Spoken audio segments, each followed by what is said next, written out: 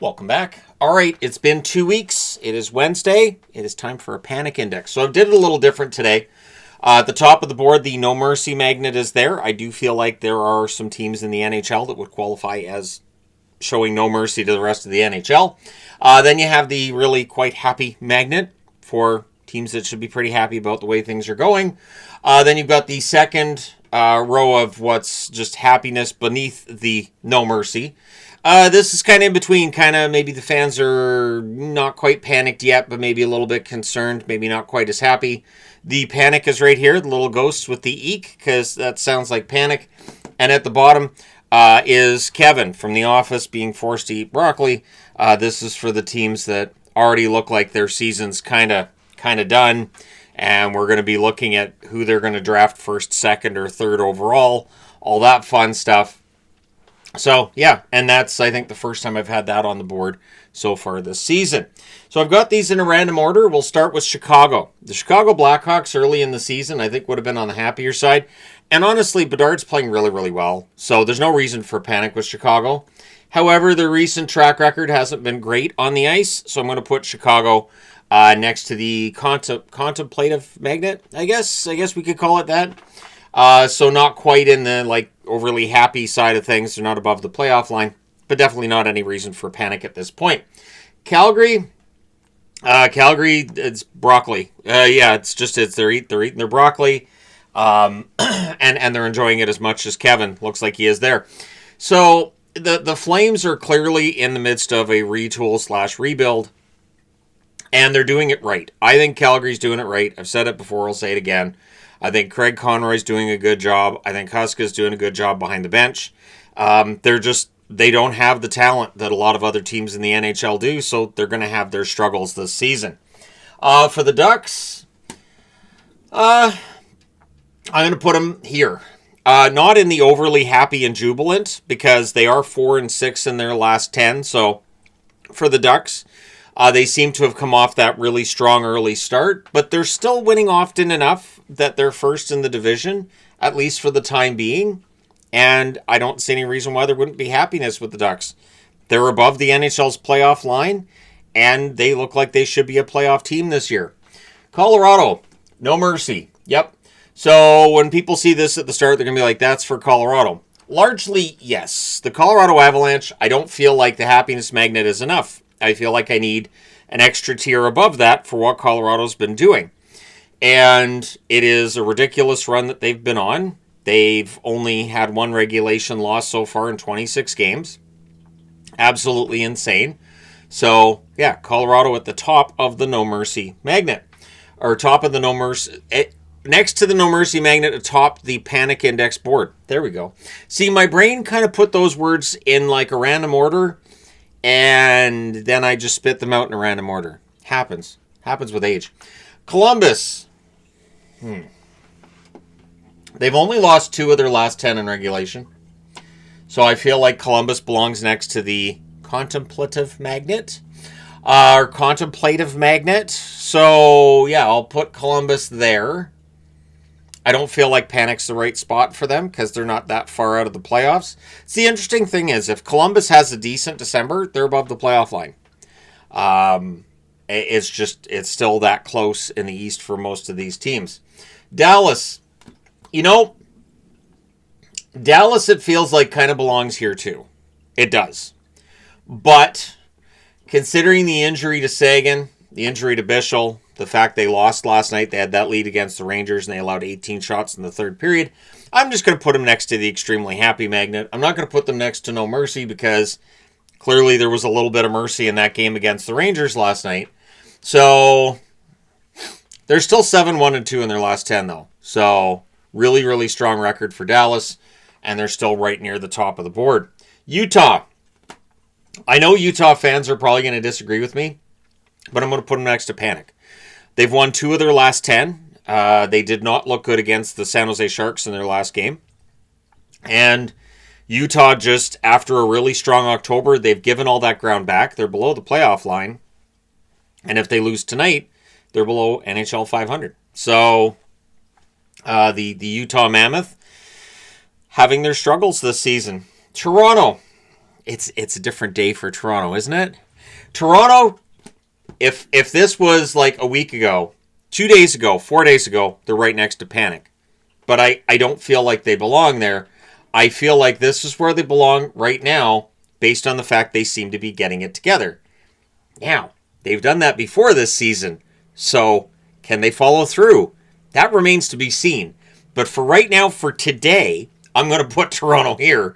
Toronto might have been here yesterday, but then they went in and beat Florida at home, so I'm not going to put them next to panic, but it's not far off. Minnesota. If I had a Wallstead magnet, just like Wallstead's face, I'd put Wallstead's face next to No Mercy. Absolutely ridiculous. So I'm putting Minnesota next to No Mercy. They're 8-0-2 in their last 10. They're the only team that's put a blemish on Colorado's record in over a month. And so full credit to the Minnesota Wild, what they've been able to do. It's been a no mercy run for them. It reminds me of the 17-game winning streak they had many years ago on this channel, where they and Columbus were both playing extremely well when on huge winning streaks. So, yeah, Minnesota definitely, I feel like that no mercy magnet's where they belong. LA Kings. At home, they belong here. On the road, they belong up here. So I'm gonna go ahead and chicken out. Put them right in the middle here. Depends on the night. Depends on the game. I thought they had their struggles in that first period against Washington. They did well in the second period and beyond that. But yeah, the LA Kings definitely having a hard time with getting things going at home. And so we'll see how things go for them from here. But it is weird watching the LA Kings. They're either good at home or good on the road for the last 3 years now. They're never good at both. They're just never good at both. The Oilers, it's kind of got to be panic, doesn't it? Has to be panic for the Edmonton Oilers. There's nowhere else I can put them. They got shut out by Minnesota last night. No shame in being shut out by Wallstead, but being shut out at home in a game that you need in December, I mean, we're past that point now where usually Edmonton's got pretty good by now. Usually Edmonton's turned around that rough start to the season. They haven't turned it around so far. So, yeah, Edmonton, I'm going to put them right next to panic. Boston, I mean, I'm relatively okay with where Boston's at. I'm honestly, I'm going to put them next to here. Even though they're 4-6 in their last 10, they're below the playoff line. I think considering they've been without Pastrnak and they don't have a lot of top-end talent on the Boston Bruins, they're just a very hard-working team. I'm going to put them on that third line. I'm going to be generous. I'm going to put them on that third line. I don't think Boston's a playoff team. I've been saying that throughout this season, but they're working hard. They're getting their share of points via that hard work. Carolina, no reason to worry about Carolina. They're only 5-3-2 in their last 10, but Carolina's fine.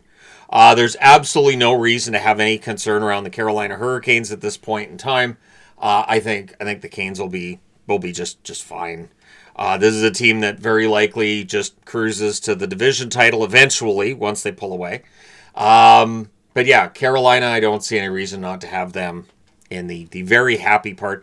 Not the no mercy part. I think no mercy's done for this video, but we'll see.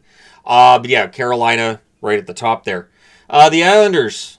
Things are going all right for the Islanders. I think they've been better than their recent record. I look at their recent record and I think 5-4-1 in their last 10. It feels like they've been playing better than that. So for the Islanders, they're dictating play in their games. They're playing pretty darn well. Horvat's still getting enough goals to be noticeable out there, and it does look like he could end up around that 40-goal mark this year, which would be a win for the Islanders, right? But yeah, the Islanders, I think the third line is the right spot for them at this point in time.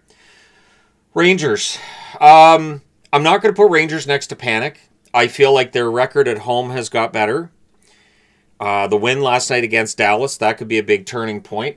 I'm going to go ahead and be an optimist. I'm going to put them in the same spot as the New York Islanders. I feel like their home record started to even out, and they're still playing pretty well on the road. So, at least well enough. So, I'm going to put the Rangers on that third line. I feel like things have started to turn around a little bit for the New York Rangers. We'll see if that continues. The Capitals. Capitals are 8-1-1 in their last 10. They're playing very well. And they've got back to suffocating the game when they need to. So if they have a lead, good luck getting chances, good luck getting shots. Everybody has bought into Spencer Carberry's system. And when everybody is bought in and everybody's pulling in the same direction, Capitals are very, very difficult to play against. They're very impressive to watch. And we'll see how they do tonight. I believe in San Jose for tonight's game. I would think Washington very likely wins that one, but San Jose is wildly unpredictable. The Ottawa Senators. I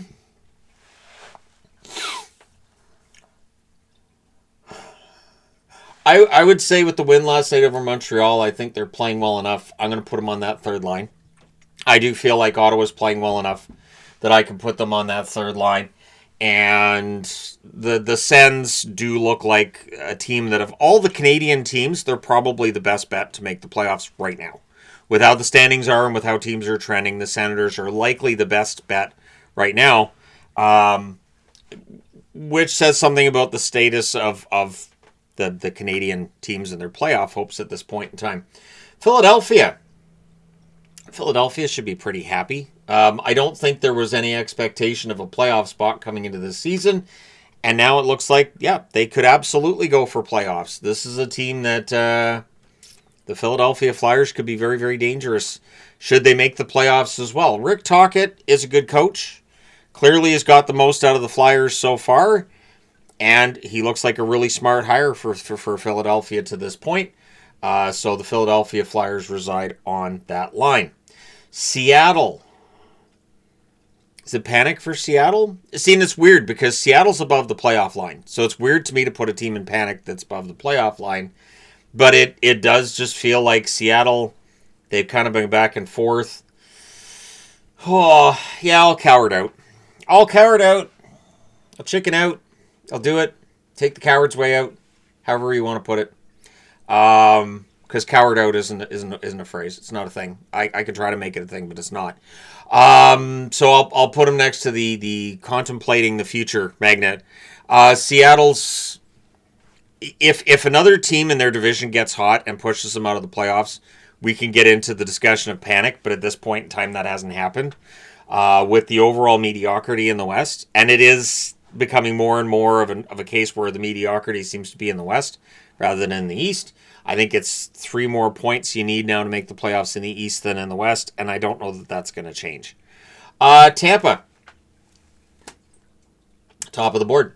Obviously, their winning streak came to an end, so I'm not going to put them in the no mercy area of the board. Could have justified the no mercy area of the board before that most recent loss, but either way, Tampa's playing really well. They're first in the division.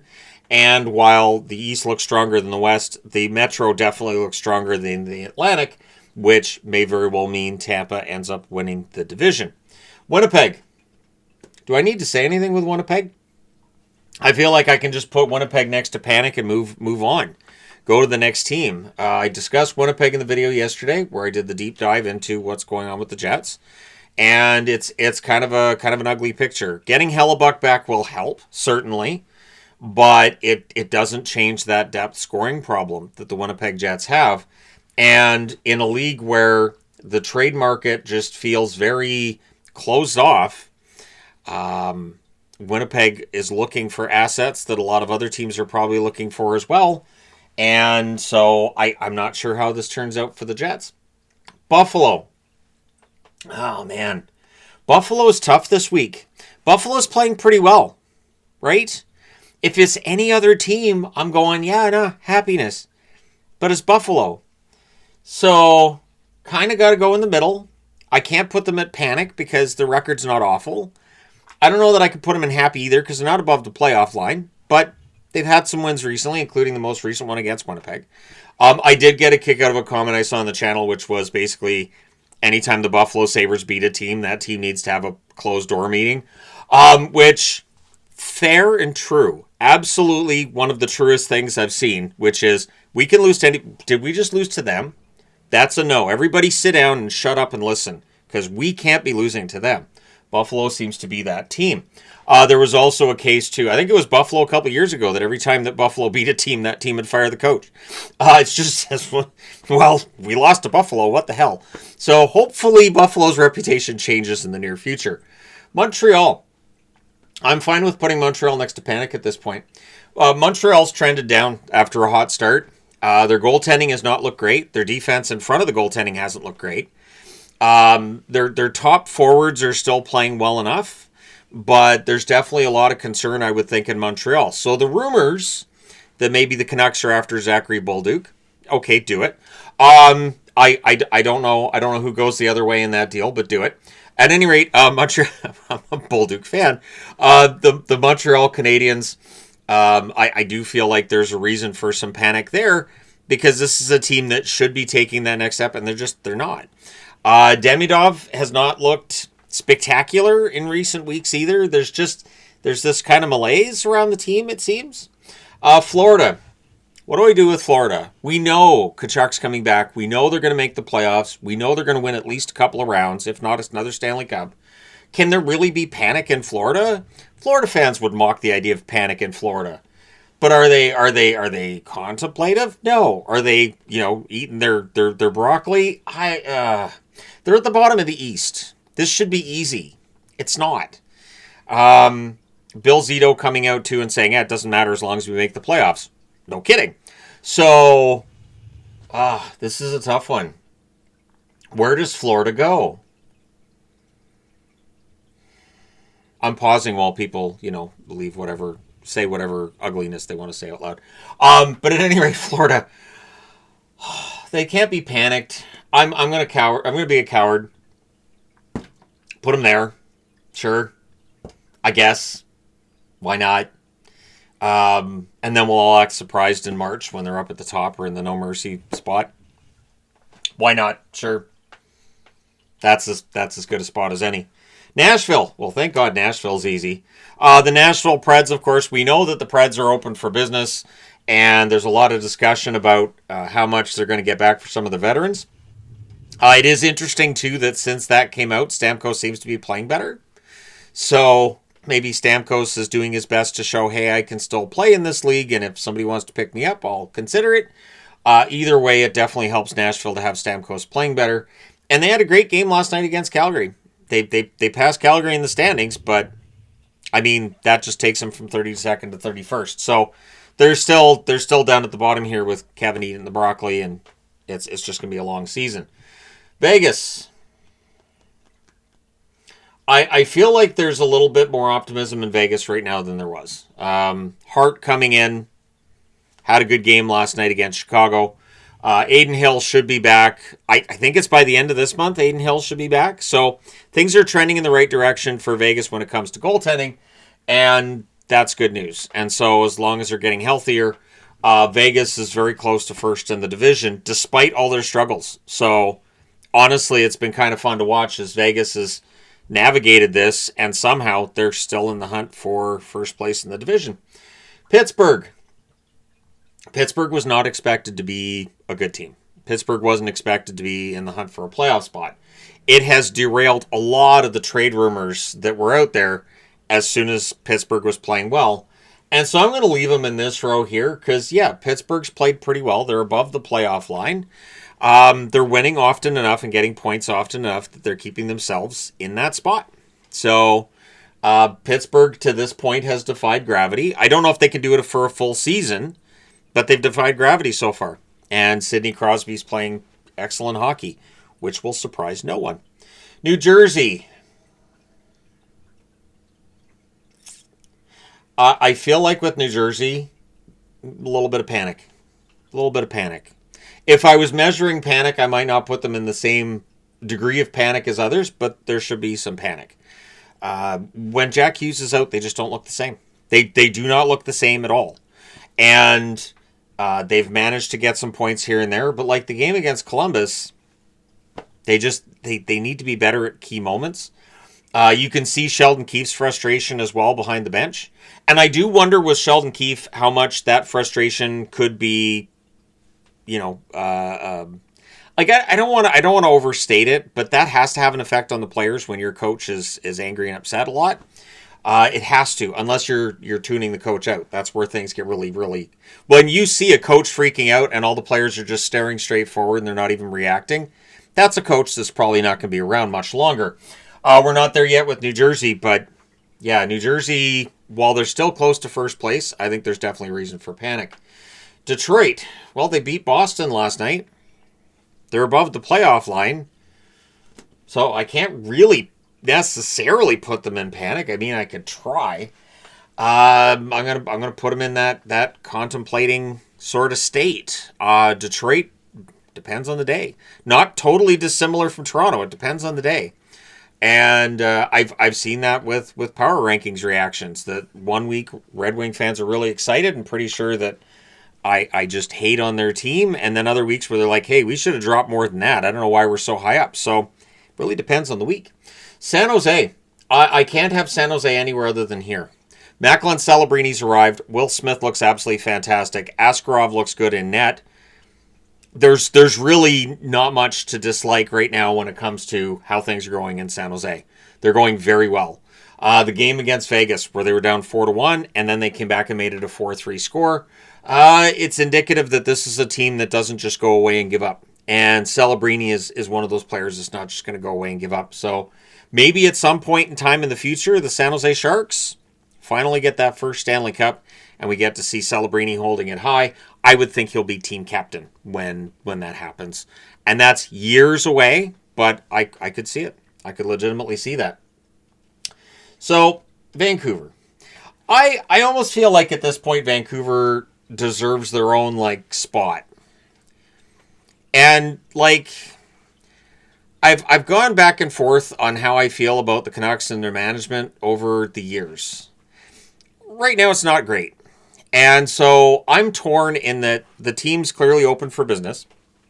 Do I trust the team to make trades that are going to help? No, I do not.